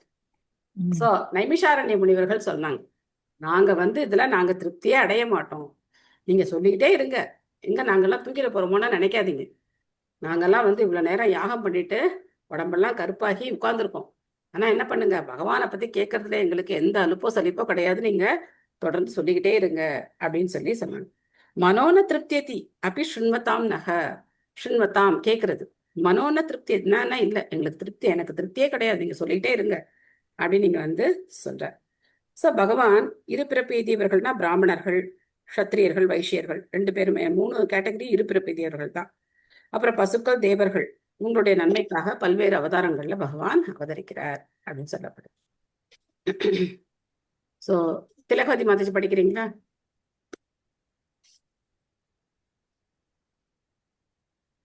படிக்கிறேன் மாதாஜி. ஹரே கிருஷ்ணா மாதாஜி. ஸ்ரீல பிரபுபாதருக்கு ஜெய். பகவான் இப்பிரபஞ்சத்தில் மச்சம், கூர்மம், வராகம் மற்றும் நரசிம்மர் போன்ற வெவ்வேறு அவதாரங்களில் தோன்றுகிறார். அப்பொழுது இரு பிறப்பெய்தியவர்கள் பசுக்கள் மற்றும் தேவர்கள் ஆகியோரின் நன்மைக்காக அவர் வெவ்வேறு உன்னத செயல்களை தோற்றுவிக்கிறார். இரு பிறப்பெய்தியவர்களிடம் அல்லது நாகரிகமடைந்தவர்களிடம் பகவான் நேரடியாக சிரத்தை கொண்டுள்ளார். இருமுறை பிறப்பெய்தியவன் நாகரிக மனிதனாவான். ஆண் பெண் புணர்ச்சியினால் ஒரு ஜீவராசி இவ்வுலகில் பிறவி எடுக்கிறான். மனிதனும் அப்படித்தான் பிறக்கிறான். ஆனால் ஒரு நாகரிக மனிதன் ஓர் ஆன்மீக குருவுடன் கொண்டுள்ள தொடர்பின் மூலமாக மற்றொரு பிறவியை ஏற்கிறான். அந்த ஆன்மீக குரு அவனுடைய உண்மையான தந்தையாகிறார். ஜட உலகின் பெற்றோர்கள் ஒரு பிறப்பில் மட்டுமே தாய் தந்தையராக உள்ளனர். அடுத்த பிறவியில் பெற்றோர்கள் வேறுபடுகின்றனர். ஆனால் பகவானின் பிரதிநிதி என்ற முறையில் உண்மையான ஆன்மீக குருதான் ஒருவரின் நித்திய தந்தையாவார். ஏனெனில் சீடன் பரமபதத்தை அடையும் வரை அவனுக்கு வழிகாட்ட வேண்டிய பொறுப்பு ஆன்மீக குருவிற்கு உண்டு. எனவே ஒரு நாகரிக மனிதன் இரு பிறப்பெய்தியவனாக இருக்க வேண்டும். இல்லையெனில் தாழ்ந்த மிருகங்களை விட அவன் எவ்விதத்திலும் மேலானவன் அல்ல. மனித உடல் பூர்ணத்துவம் பெற உதவுவதற்கு மிக முக்கிய மிருகமாக இருப்பது பசுவாகும். உடலை எவ்வித உணவு வகையாலும் பராமரிக்க முடியும். ஆனால் மனித மூளையிலுள்ள நுண்மையான திசுக்களை விருத்தி செய்வதற்கு பசுவின் பால் முக்கியத்துவம் வகிக்கிறது. இதனால் உன்னத அறிவின் நுணுக்கங்களை ஒருவரால் புரிந்து கொள்ள முடியும். நாகரிகமடைந்த மனிதன் தானியங்கள், காய்கறிகள், பழங்கள், சர்க்கரை மற்றும் பால் போன்றவைகளை உணவாக கொள்ள வேண்டும் என எதிர்பார்க்கப்படுகிறான். தானியம் முதலான விவசாய உற்பத்திகளுக்கு எருது உதவுகிறது. எனவே ஒரு வகையில் எருது மனிதனின் தந்தையாக உள்ளது. மனித சமூகத்திற்கு பாலை வழங்குவதால் பசு மனிதனின் தாயாக உள்ளது. எனவே நாகரிகமடைந்த மனிதன் ஒருவன் பசுக்களுக்கும் எருதுகளுக்கும் எல்லா பாதுகாப்புகளையும் அளிக்க வேண்டும் என எதிர்பார்க்கப்படுகிறான். உயர் கிரகங்களில் வாழும் ஜீவராசிகள் அல்லது தேவர்கள் மனிதர்களை விட மிகவும் உயர்ந்தவர்கள் ஆவர்.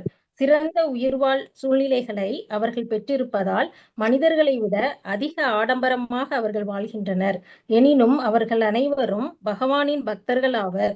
தன்னுணர்வு வாழ்வின் முன்னேற்ற பாதையில் நாகரிக மனிதன், பசு மற்றும் தேவர்கள் ஆகியோர் நேரடியாக சம்பந்தப்பட்டிருப்பதால் அவர்களை காப்பதற்காகவே மச்சம், கூர்மம், வராகம் மற்றும் பாதி மனித பாதி சிங்கம் போன்ற வெவ்வேறு ரூபங்களில் பகவான் அவதரிக்கிறார்.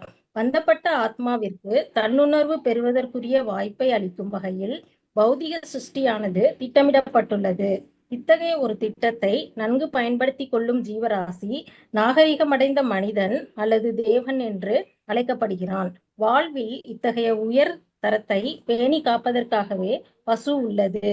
இரு பிறப்பெய்திய நாகரிக மனிதன் பசுக்கள் மற்றும் தேவர்கள் ஆகியோரை காப்பதற்காக பகவானால் நிகழ்த்தப்படும் லீலைகள் அனைத்தும் உன்னதமானவையாகும். ஒரு மனிதன் நல்ல கதைகளையும் வர்ணனைகளையும் கேட்பதில் ஆவல் கொண்டுள்ளான். எனவேதான் விரக்தியடைந்த ஆத்மாக்களின் விருப்பங்களை திருப்திப்படுத்துவதற்காக கடைகளில் பல புத்தகங்களும் சஞ்சிகைகளும் மற்றும் செய்தித்தாள்களும் உள்ளன. ஆனால் இத்தகைய இலக்கியங்களை ஒருமுறை படித்த பிறகு அது சுவாரஸ்யம் இல்லாததாக ஆகிவிடுவதால் அதை திரும்பவும் படிப்பதில் மக்கள் ஆர்வம் காட்டுவதில்லை. உண்மையில் செய்தித்தாள்கள் ஒரு மணி நேரத்திற்கு அல்லது அதைவிட குறைவான நேரத்திற்கு மட்டும் படிக்கப்பட்டு பிறகு குப்பையில் வீசப்படுகிறது. எல்லா பௌதிக இலக்கியங்களின் நிலையும் இதை போன்றதுதான். ஆனால் பகவத்கீதை மற்றும் ஸ்ரீமத் பாகவதம் போன்ற உன்னத இலக்கியங்களின் அழகு என்னவென்றால் அவை புதுமையை இழப்பதே இல்லை.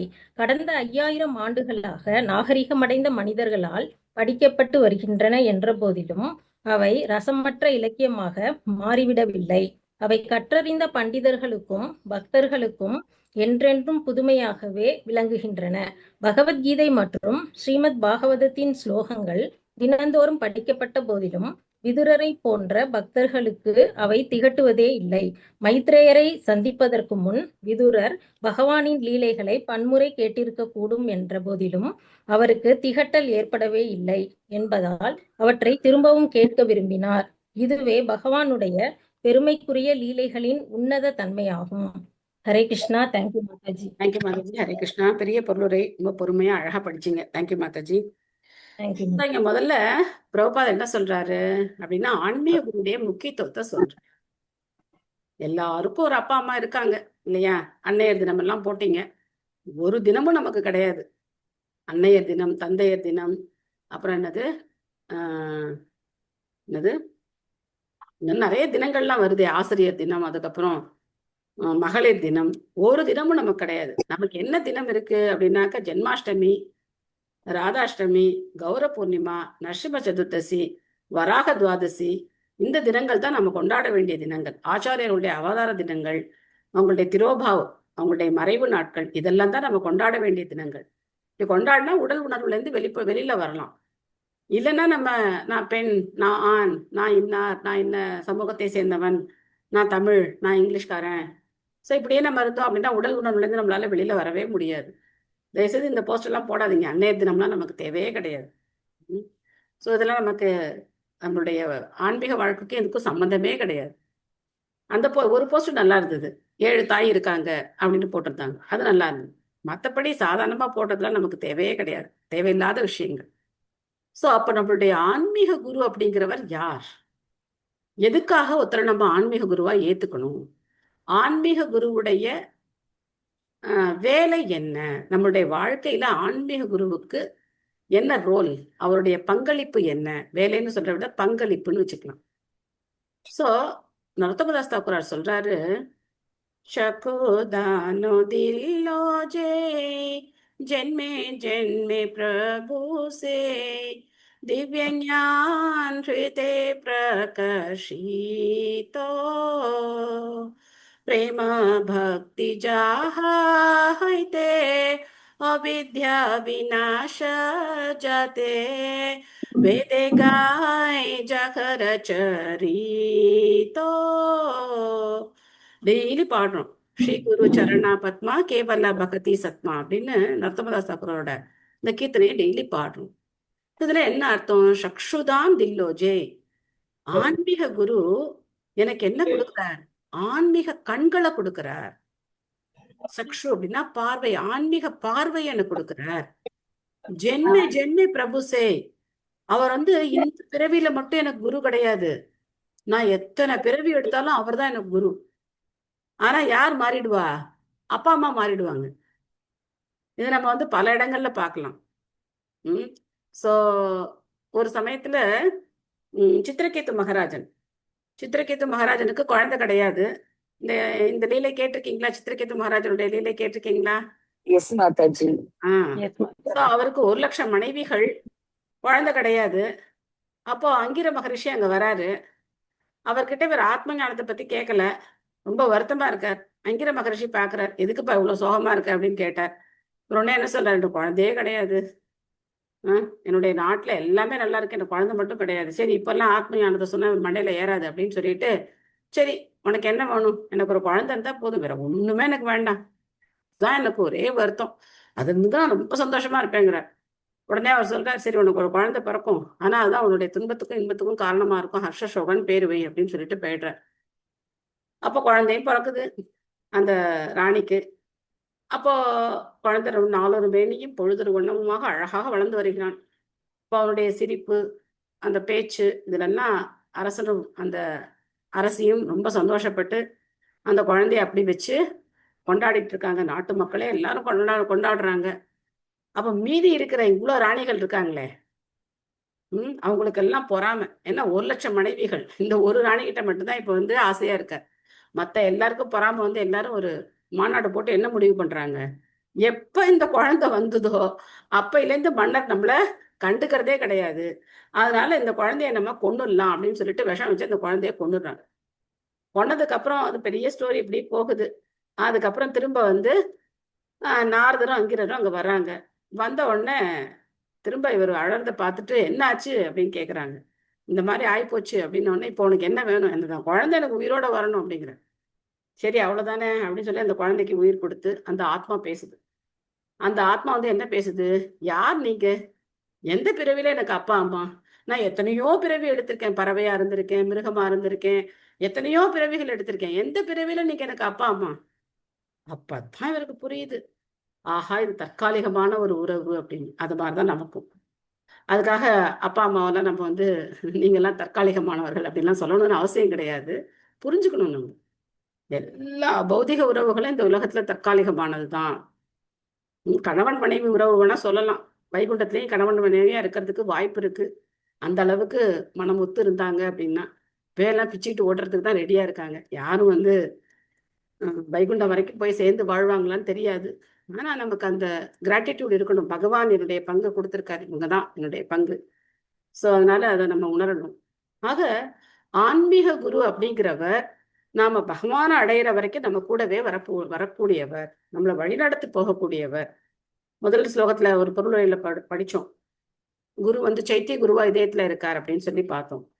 சோ அந்த சைத்திய குரு நம்மள வந்து வழிநடத்து, பகவான் தான் இருக்கார், சைத்திய குருவா இதயத்துல இருக்கார், ஆன்மீக குருவா புறத்துல இருக்கார். அப்படி ஆன்மீக குருவை ஏத்துக்கிறது ரொம்ப ரொம்ப அவசியம். அந்த ஆன்மீக குருவை ஏனோ தானோ அப்படின்னா ஏத்துக்கூடாது. ஆன்மீக குருவை ஏத்துக்கிறதுல எப்படி குரு வந்து சிஷ்யனை சோதிக்கிறாரோ அந்த மாதிரி சிஷ்யனும் குருவை சோதிக்கணும். இவர் தகுதியான நபர் தானா? ஏன்னா நிறைய பேருக்கு என்ன தெரியல அப்படின்னாக்க, கிருஷ்ணர் அர்ஜுனன் இருந்தாங்க அப்படின்னா அந்த அந்த வாக்கியங்கள் எல்லாம் உண்மை அப்படின்னு நினைக்கிறாங்க. பகவத்கீதை, கிருஷ்ணர் அர்ஜுனர் படம்லாம் இருந்ததுன்னா அது அப்படியே உண்மைன்னு நினைக்கிறாங்க. அந்த மாதிரிலாம் அவ்வளோ அப்பாவியாலாம் நம்ம இருக்கக்கூடாது. ஸோ ஒரு கோட் போடுறோம், ஒரு கொட்டேஷன் வருது அப்படின்னா, இஸ்கானை பொறுத்த வரைக்கும் ஒரு கொட்டேஷன் எப்படி வரணும்னா ஆத்தரைஸ்டா இருந்தா, நம்ம இஸ்கான் குரூப்ல இருந்தாலும் சரி, நம்ம எந்த குரூப்ல இருந்தாலும் சரி, ஒரு கோட் ஆத்தரைஸ்டான கோட் அப்படின்னா அது எங்கேருந்து அந்த கொட்டேஷன் எடுக்கப்பட்டது அப்படிங்கிற விவரம் அதுல இருக்கணும். அந்த அந்த கொட்டேஷனை எடுத்து பார்த்தோம் அப்படின்னாக்கா அதுல பாகவதம் 7வது காண்டம் 12வது அத்தியாயம் 18வது ஸ்லோகம் நம்ம எடுத்து பார்க்கலாம். 7வது காண்டத்துல 12வது அத்தியாயத்துல 18வது ஸ்லோகத்துல அது இல்லை அப்படின்னாக்கா அவங்க போட்டது தப்பு, நம்ம தெரிஞ்சுக்கலாம். அந்த மாதிரி ஒரு கொட்டேஷன் இல்லாம வர்றது எதுவுமே நம்ம வந்து என்ன பண்ணக்கூடாது, ஏத்துக்கூடாது. அதே மாதிரி பிரபுபாதர் பேர் போட்டிருந்தாலும் ஏத்துக்கூடாது. பிரபுபாதர் அப்படின்னு போட்டா கூட பிரபுபாதர் எந்த இடத்துல சொல்லி இருக்கார், அவர் வந்து சொற்பொழிவுல சொன்னாரா, இல்லைன்னா வாக்கிங்ல சொன்னாரா, இல்லைன்னா ரூம் கான்வர்சேஷனா, என்னைக்கு சொன்னார், எல்லாத்தையும் ரெக்கார்ட் பண்ணி வச்சிருக்காங்க. பக்தர்கள் பிரபுபாதைய சிஷ்யர்கள் பார்த்தோம் அப்படின்னா அவர் பேசினத எல்லாத்தையும் என்ன பண்ணிட்டாங்க, டேட் வாரியா, டைம் வாரியா, எந்த ஊரு எந்த நாடு எல்லாத்தையும் ரெக்கார்ட் பண்ணிட்டாங்க. அதனால நம்ம ரொம்ப ஜாக்கிரதையா இருக்கணும். ஆன்மீக குருவை தேர்ந்தெடுக்கிறதுல நாம ரொம்ப கவனமா இருக்கணும். பிரபுபாதுடைய சிஷ்யர்கள் நிறைய பேர் இன்னைக்கு தீட்சை கொடுக்குறாங்க. அவங்கள யார் நம்ம மனசுக்கு அவங்க யாருடைய சேவையினால நாம கவரப்படுறோமோ அவங்கள தான் நம்ம ஆன்மீக குருவா ஏத்துக்கணும். அதனாலதான் இப்ப வந்து டிசைபிள் கோர்ஸ்னு கொண்டு வந்திருக்காங்க, இஸ்கான் டிசைபிள் கோர்ஸ்னு கொண்டு வந்திருக்காங்க. பட் அதை வந்து கரெக்டா அதை வந்து இம்ப்ளிமெண்ட் பண்றாங்களான்னு எனக்கு தெரியாது. டிசைபிள் கோர்ஸோட முக்கியமான நோக்கம் என்னன்னா, இது வந்து மல்டிபிள் குரு சிஸ்டம். இஸ்கான் அப்படிங்கிறது பல குரு இருக்காங்க. அதை முதல்ல நம்ம தெரிஞ்சுக்கணும். ஒத்தரே குரு கிடையாது. இப்ப நான் பேசுறேன் அப்படின்னா என்னுடைய குருவை பத்தி நான் பேசுறேன், அவ்வளவுதானே தவிர நான் யாரையும் என்ன பண்ணக்கூடாது, ஃபோர்ஸ் பண்ணக்கூடாது. நீங்களாம் என்னுடைய குரு கிட்ட தான் தீட்சை எடுக்கணும் அப்படின்னு சொல்லி நம்ம யாரையும் ஃபோர்ஸ் பண்ணக்கூடாது. ஒவ்வொருத்தருக்கு என்ன, ஒவ்வொருவரும் தனித்தனி ஆத்மா. அப்போ யாருக்கு யாரை பார்த்தா அந்த இன்ஸ்பிரேஷன் கிடைக்குதோ, எனக்கு என்னுடைய குரு மகாராஜரை பார்த்தோன்னே இவரை விட்டா நம்ம இத்தனை வருஷம் இருந்தோம், இவருடைய சலனத்துலதான் நம்ம சரணடையணும் அப்படிங்கிற அந்த அவருடைய கண்களை பார்த்த உடனே அந்த எண்ணம் வந்தது. ஸோ நான் அவரை வந்து என்னுடைய ஆன்மீக குருவா அந்த க்ஷணம் ஏத்துக்கிட்டேன். ஸோ அப்போ அந்த மாதிரி நமக்கு ஒரு இன்ஸ்பிரேஷன் நமக்கு கிடைக்கணும்ல, அவங்கள பத்தி நம்ம கேட்டிருக்கணும். அவங்களுடைய சேவைகள் என்ன, அவங்க என்ன மாதிரி வந்து பிரபுபாதருக்கு சேவை பண்ணியிருக்காங்க, அதெல்லாம் நம்ம கேட்கணும். அவருடைய லெக்சர்லாம் கேட்கணும். நம்ம யாரை குருவா ஏத்துக்க போறோமோ அவருடைய உபன்யாசங்களை கேட்கணும். அப்படிலாம் கேட்டு, ஏன்னா எல்லாமே மோஸ்ட்லி நம்ம தமிழ்காரங்களுக்கு என்ன பிரச்சனை அப்படின்னா எல்லாமே இங்கிலீஷ்ல இருக்கும். அதனால நிறைய பேருக்கு அந்த மொழி ப்ராப்ளம், மொழியினால அர்த்தம் புரியாது. அதுக்கப்புறம் அவங்களுடைய ப்ரொனவுன்சியேஷனே வித்தியாசமா இருக்கும். ஏன்னா எல்லாருமே வந்து ஃபாரினர்ஸ் தான். அதனால அவங்களுடைய ப்ரொனவுன்சியேஷன் வித்தியாசமா இருக்கும். நமக்கு அந்த இங்கிலீஷ் புரியறது கஷ்டம். பிரபுபாதர் இங்கிலீஷ் நமக்கு ஓரளவுக்கு புரிஞ்சிடும். ஆனா அவங்களுடைய சிஷ்யர்களுடைய ஆங்கிலம் புரியறது கொஞ்சம் கஷ்டம். இதெல்லாம் இருக்கு. ஆனாலும் நம்ம என்ன செய்யணும்னா அதை கேட்கணும். பிரபுபாதர் சொல்றா, உனக்கு புரியுதோ புரியலையோ கேளு, ஆத்மாவுக்கு புரியும்னு சொல்றார். ஆத்மாவுக்கு வந்து அது புரியும் அப்படிங்கிறத சொல்றார். அதனால நமக்கு புரியலன்னு நம்ம இருக்கக்கூடாது. அதை நம்ம கேட்டு யாருனாலும் நம்ம கவரப்படுறோமோ, யாருடைய சேவை நம்மளை கவருதோ, யார் என்ன வழி நடத்துவார், யார்கிட்ட நான் என்ன ஒப்படைக்கலாம் அப்படின்னு நம்ம முடிவு பண்ணணும். அது ரொம்ப முக்கியம். ஸோ அதனால ஆன்மீக குருவை தேர்ந்தெடுக்கிறதுல சிஷ்யனும் கவனமா இருக்கணும். அதே மாதிரி தகுதியான நபரா சிஷ்யனா ஏத்துக்கிறதுலயும் ஆன்மீக குரு சோதனை எல்லாம் செஞ்சுதான் ஏத்துக்குவாங்க. நான் வந்து ஒரு 1 கோடி பணம் வச்சிருக்கேன், எனக்கு இனிஷியேஷன் கொடுத்துருங்க அப்படின்னா கொடுக்க மாட்டாங்க. நான் 1 கோடி டொனேஷன் கொடுத்துட்றேன், எனக்கு இனிஷியேஷன் கொடுத்துருங்க அப்படின்னாலாம் நீ போயிட்டு வந்துருவாங்க. என்ன பண்ணியிருக்கணும், 16 மாலை ஜபம் பண்ணணும், 4 சட்டத்திட்டம் கடைபிடிக்கணும், நாம பிரச்சாரத்துக்கு உதவி பண்ணணும். இதுதான் கேட்க போறாங்க, வேற எதுவும் கேட்க போறது இல்லை. இந்த சட்டத்திட்டங்களை நம்ம ஃபாலோ பண்ணியிருந்தோம் அப்படின்னாக்க யாராவது ஒருத்தர் நம்மளை ரெக்கமெண்ட் பண்ணணும். யாராவது ஒரு மூத்த பக்தர் நம்மளை ரெக்கமெண்ட் பண்ணாங்க அப்படின்னாக்க அப்போ வந்து இனிஷியேஷன் நமக்கு கிடைக்கும். ஸோ அதனால ஆன்மீக குருவை நாம ஏத்துக்க வேண்டியது ரொம்ப ரொம்ப அவசியமானது. அதுக்கு தான் இந்த எக்ஸாம்லாம் வைக்கிறாங்க. எக்ஸாம்லாம் வச்சு பாகவதம் படிச்சிருக்கணும், பகவத்கீதை 3 தடவை படிச்சிருக்கணும். இது வந்து எங்களுடைய தவத்திரு ஜெயபதாக சுவாமி குரு மகாராஜுடைய ரூல்ஸ். இதே நீங்க ராதநாத் மகாராஜ் சுவாமி அவருடைய ரூல்ஸ் பாத்தீங்கன்னா அது இந்த மாதிரி கிடையாது. அங்க எக்ஸாம்லாம் கிடையாது. அங்க ஒன்லி சர்வீஸ். உங்களுடைய மென்டர் வந்து உங்களை ரெக்கமெண்ட் பண்ணாங்க அப்படின்னா அவங்களுடைய சிஸ்டம் வேற. இந்த மாதிரி ஒவ்வொரு குரு ஒவ்வொரு சிஸ்டம் வச்சிருக்காங்க. லோக்நாத் மகாராஜோட சிஸ்டம் ஒண்ணு. இந்த மாதிரி ஒவ்வொருத்தரும் ஒவ்வொரு சிஸ்டம் வச்சிருக்காங்க. நம்ம எல்லாரும் ஒரே பேசிக்கா ஒண்ணுதான். 16 மாலை ஜெபம் பண்ணணும், 4 சட்டத்திட்டம் ஃபாலோ பண்ணணும். இங்க வந்து குருமராஜர் வந்து கரெக்டா படிச்சு அவங்க வந்து அந்த தத்துவங்களையும் ஓரளவுக்கு புரிஞ்சிருக்கணும் அப்படின்னு நினைக்கிறேன். தத்துவங்கள் புரிஞ்சா அவங்களால ஸ்திரமா வந்து பக்தியில இருக்க முடியும் அப்படிங்கிறத அவர் ரிசர்ச் பண்றார். ஸோ மற்றவங்களும் இதே தான் சொல்றாங்க, அவங்க இன்னொரு விதத்துல சொல்றாங்க, அவ்வளவுதான். வேற எந்த மாற்றமும் கிடையாது. ஸோ சில ஆன்மீக குரு வந்து 10 வருஷம் ஆனாலும் தீட்சை நிறுத்தி வச்சிருப்பாங்க. அவங்கள்ட்ட தான் தீட்சை வாங்கணும்னு சொல்லி 10 வருஷம் 15 வருஷம் வெயிட் பண்ணி கூட தீட்சை வாங்குறவங்க இருக்காங்க. ராதநாத் மகாராஜ்லாம் அவ்வளவு ஈஸியா இருக்கும் தீட்சை கொடுக்கல. ஸோ இப்போ கொஞ்சம் கொடுத்துட்டே இருக்காங்க. இந்த மாதிரி அந்த என்ன இருக்கணும், டெடிகேஷன் நமக்கு இருக்கணும். இந்த டெடிகேஷன் இருந்து அந்த தவம் இருந்து நம்ம என்ன செய்யணும், ஆன்மீக குருவை ஏத்துக்கணும். ஸோ மற்ற பாயிண்ட்ஸ்லாம் நமக்கு ஓரளவுக்கு எளிமையா புரியக்கூடிய பாயிண்ட்ஸ் தான். பசுவுடைய முக்கியத்துவம், காளையுடைய முக்கியத்துவம், அதுக்கப்புறம் தேவர்கள் எப்படி இருக்காங்க அதான் வந்து பிரபா சொல்றார். ஸோ பசுவுடைய பால் அப்படிங்கிறது நம்முடைய ஆன்மீக வாழ்வுக்கு எத்தனை முக்கியம் அப்படிங்கிறத திரும்ப திரும்ப திரும்ப திரும்ப பிரபா இன்சிஸ்ட் பண்றார். அதனால்தான் பகவானே எப்படி இருக்காருன்னா, நமோ பிரம்மண்ய தேவாய கோபிராமண ஹிதாயச்ச ஜெகத்ஹிதாய கிருஷ்ணாய கோவிந்தாய நமோ நமக அப்படின்னு சொல்றோம். ஸோ பகவான் பசுக்களுக்கும் பிராமணர்களுக்கும் ரொம்ப ரொம்ப பிரியமானவர், அவங்கள காக்கிறவர். அதனால அந்த பசுக்களையும் பிராமணர்களையும் நாமளும் என்ன பண்ணணும்? போற்றி காக்கணும். அது நம்மளுடைய கடமை. இப்போ இதுக்காகத்தான் பகவான் பல்வேறு அவதாரங்களை எடுக்கிறார். இந்த அவதார லீலைகள்லாம் சொல்லிக்கிட்டே போனோம்னா என்ன பண்ணலாம்? சொல்லிக்கிட்டே இருக்கலாம் இல்லையா? சத்தியவரத மகாராஜன், ஸோ பாண்டிய நாட்டு மன்னன், ஸோ அவரை காக்கிறதுக்காக மச்சமா வந்தார் பகவான் இல்லையா? இந்த மாதிரி ஒவ்வொரு விதமா பகவான் அவதரிச்சு மச்ச கூர்ம வராக நரசிம்ம வாமன இந்த மாதிரி பல்வேறு அவதாரங்களை ஏற்றுக்கிட்டு பகவான் என்ன செய்யறார்? தன்னுடைய லீலைகள் மூலமா பக்தர்களையும் காப்பாத்துறார், நம்மளையும் என்ன செய்யறார்? அந்த லீலைகள் மூலமா கவர்றதுக்கு முயற்சி பண்றார். ஆனா நம்ம கவரப்படணும். போன பொருளில் நம்ம பார்த்தோம், நியூஸ் பேப்பர் ஒரு நாள் படிச்சு தூக்கி போட்டுடலாம். ஆனா அதை உட்காந்து காலையில மெனக்கட்டு காப்பி ஒரு கையில டீ ஒரு கையில வச்சுக்கிட்டு அந்த நியூஸ் பேப்பரை படிக்கிறதுல இருக்கிற ஆனந்தம் மக்களுக்கு எதுல இல்லை? பாகவதத்துல இல்லை. நம்மெல்லாம் தப்பிச்சிட்டோம் இல்லையா? நல்ல காலம்பரம் உட்காந்து நம்ம இப்போ ஹரே கிருஷ்ண கிருஷ்ண கிருஷ்ண ஹரே ஹரே ஹரே ராம ராம ராம ஹரே ஹரேன்னு ஜெபம் பண்றோம். முன்னாடி இந்த வெள்ளிக்கிழமை நினைக்கிறேன் ஆனந்த விகடன் வரும். அது வந்தா வீட்டுல அடிதடி தான். யார் முதல்ல அந்த ஆனந்த விகடனை படிக்கிறது, தொடர்கதையை யார் படிக்கிறதுன்னு அடிதடி தான். அப்படி இருக்கும். ஸோ அதெல்லாம் நினைச்சா இப்ப எப்படி இருக்கு? ரொம்ப வருத்தமா இருக்கு. இல்லாம முட்டாளா இருந்தோம், யார் யாரோ எழுதுனதெல்லாம் படிச்சு என்னென்னமோ படிச்சு. இன்னைக்கு பாருங்க, பிரபுபாதே கருணையினால வியாசர் என்ன சொன்னார், பிரம்மா என்ன சொன்னார், நம்ம எல்லாமே இப்போ ரொம்ப ஹையர் லெவல்ல தான் டீல் பண்றோம், லோயர் லெவல்ல டீல் பண்ணல. இந்த பௌதிக உலகத்துக்கும் நமக்கு என்ன இல்லை, பெரிய தொடர்பெல்லாம் ஒன்றும் இல்லை, ஜஸ்ட் இருக்கும் அவ்வளவுதான். அதுக்காக நம்ம இந்த விஷயங்களோட தொடர்பு கொண்டிருக்கோம். ஆனா நம்ம டீலிங்ஸ்லாம் யார் கூட இருக்கு? பகவான் கூட, பக்தர்களோட ரொம்ப உயர்ந்த நிலையில நம்ம படிக்கிறோம். ரொம்ப சொல்ற பாகவதத்தை டெய்லி நம்ம படிச்சுக்கிட்டே இருக்கணும். உத்தவருக்கெல்லாம் அவ்வளோ ஒரு டேஸ்ட் இருக்கு அப்படின்னு சொல்றார். ஸோ அந்த டேஸ்ட் நம்மளும் என்ன பண்ணணும்? கிரியேட் பண்ணிக்கணும். கிரியேட் பண்ணி நம்ம படிக்கணும்.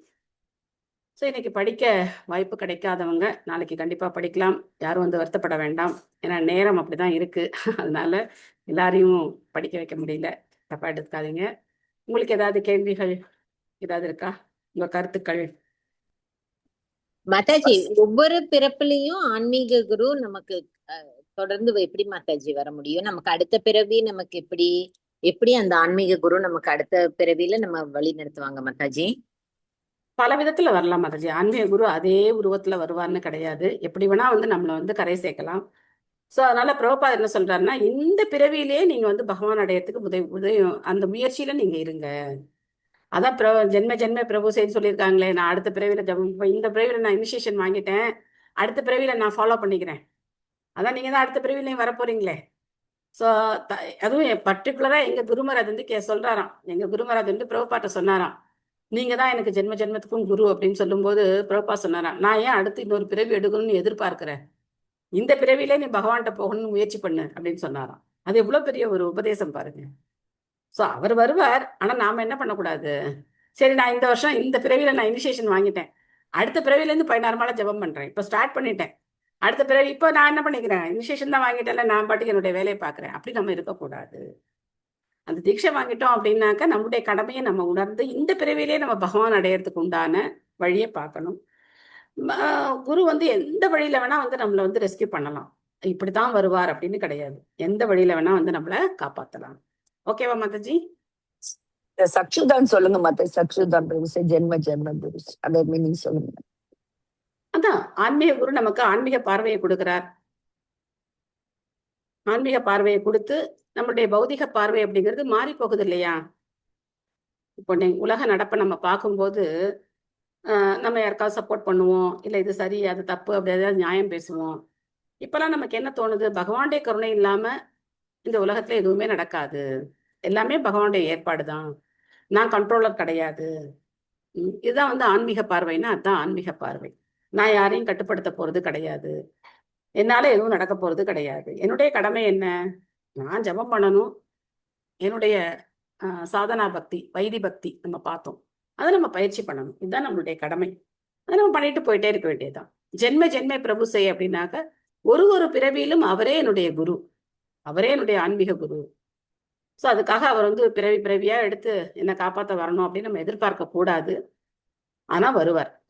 தன்னுடைய சிஷ்யன் அந்த பகவான் அடையிற வரைக்கும் குரு வந்துகிட்டே தான் இருப்பார். தேங்க்யூ மாதாஜி. ஹரே இன்னொரு விஷயம் சொன்னீங்க மாதாஜி, இதுக்கு வந்ததுக்கு அப்புறம் இந்த காத்தால காஃபி குடுக்கலன்னா நகர மாட்டோம் எடுத்து விட்டு. அதெல்லாம் 5 வருஷம் ஆச்சு, அதெல்லாம் கிடையாது மாதா. அந்த எண்ணமே இல்ல. இல்ல எடுத்த உடனே ஜபமாலையும் தான் எடுக்கிறோம் நம்ம, அவ்வளவுதான். ஆமா. காஃபி டீ யாராவது குடிச்சா கூட அந்த டெம்டேஷனே இல்ல மாதாஜி. இல்ல. Hare Krishna. Thank you, very good. Thank you Mataji. அப்புறம் கணேசன் பிரபு, நீங்க வந்து சாட்டர்டே ஏதோ கொஷின் இருந்ததுன்னு சொன்னீங்க, குறிச்சு வச்சிருக்கீங்களா?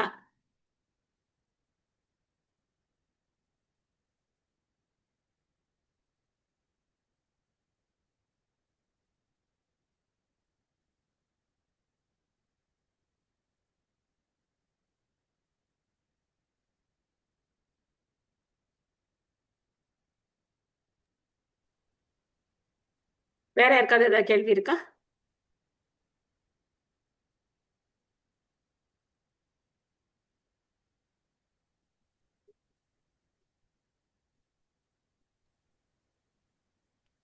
ஹரே கிருஷ்ணா மாதாஜி. எஸ் மாதாஜி. ஹரே கிருஷ்ணா மாதாஜி. நன்றி மாதாஜி, கிளாஸ் அருமையா இருந்தது மாதாஜி. ஹரே கிருஷ்ணா உங்களை குரு மாதாஜி. அடையறதுக்கு நன்றி நானும் மாதாஜி. கீழே நாங்க முயற்சி எடுத்துட்டு இருக்கேங்க மாதாஜி. தேங்க்யூ மாதாஜி. ஹரே கிருஷ்ணா. ரொம்ப சந்தோஷம் Mataji.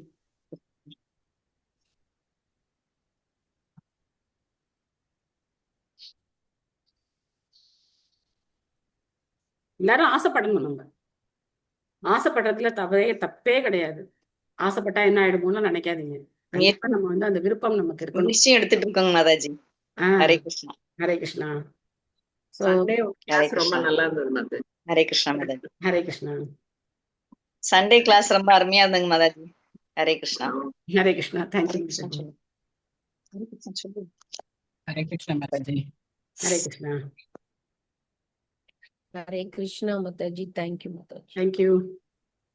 Thank you Mataji. Hare Krishna.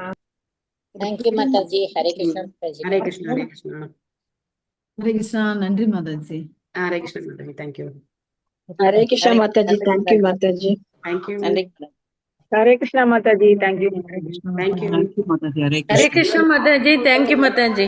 Thank you. Hare Krishna. Hare Krishna Mataji. Thank you Mataji. Thank you Mataji. Hare Krishna. Hare Krishna Mataji. Thank you Mataji. நமோ நமः. Hare Krishna Mataji. Thank you Mataji. Prabhupad Ki Jai. Hare Krishna. Thank you all. Hare Krishna. Hare Krishna Mataji. Thank you Mataji. Krishna. Okay, end கொடுத்துட்றேன். ஹரே கிருஷ்ணா. ஹரே கிருஷ்ணா. கிருஷ்ண கிருஷ்ண ஹரே ஹரே. ஹரே ராம ராம ராம ஹரே ஹரே. Thank you all.